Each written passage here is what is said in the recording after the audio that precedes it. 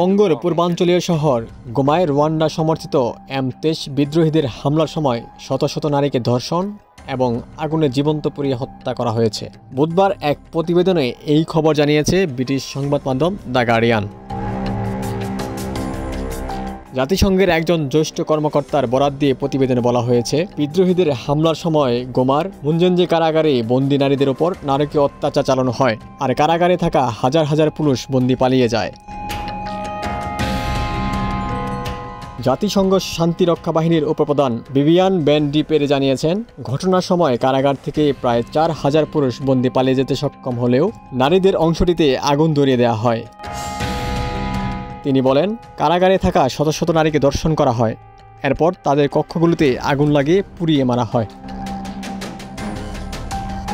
Rwanda সমর্থিত M23 বিদ্রোহীরা গত 27 জানুয়ারি গোমার কেন্দ্রস্থল পৌঁছানোর পরপরই সেখানে কালো দুয়ার কুণ্ডলে উঠতে দেখা যায়। তবে কারাগারে কি ঘটেছে সে সম্পর্কে বিস্তারিত জানা সম্ভব হয়নি, কারণ জাতিসংঘের তদন্তকারী দলকে সেখানে প্রবেশ করতে দিচ্ছে না M23 বিদ্রোহীরা। ফলে এই নৃশংসতার মূল পরিকল্পনাকারীদের সঠিক পরিচয় এখনও নিশ্চিত হওয়া যায়নি।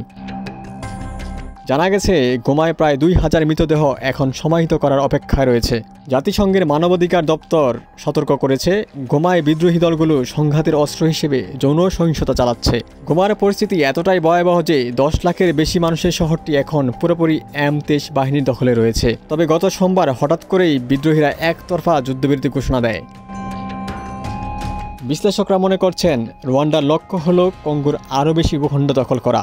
M23 বাহিনীর গোমা থেকে 190 কিলোমিটার দক্ষিণে বোবাকো শহরের দিকে এগোচ্ছিল, কিন্তু হঠাৎ করেই যুদ্ধবিরতি ঘোষণা দিয়ে তারা জানায়, বুকাবো বা অন্য কোনো শহর দখলের পরিকল্পনা তাদের নেই। জাতিসংঘের কর্মকর্তারা রুয়ান্ডার উপর আরও আন্তর্জাতিক চাপ প্রয়োগের আহ্বান জানিয়েছেন। তারা বলছেন, আমাদের আবার আলোচনার টেবিলে ফিরতে হবে। এটি তখনই সম্ভব যদি জাতিসংঘ নিরাপত্তা পরিষদ এবং অন্যান্য গুরুত্বপূর্ণ দেশগুলো রুয়ান্ডা ও কঙ্গোর উপর যথেষ্ট কূটনৈতিক চাপ প্রয়োগ করে।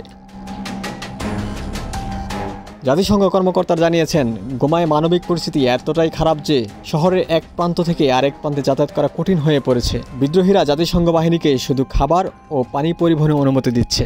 এই ভয়াবহ গণহত্যা ও যুদ্ধাপরাধীর ঘটনায় আন্তর্জাতিক সম্প্রদায় কী পদক্ষেপ নেয় সেটিই এখন দেখার বিষয়।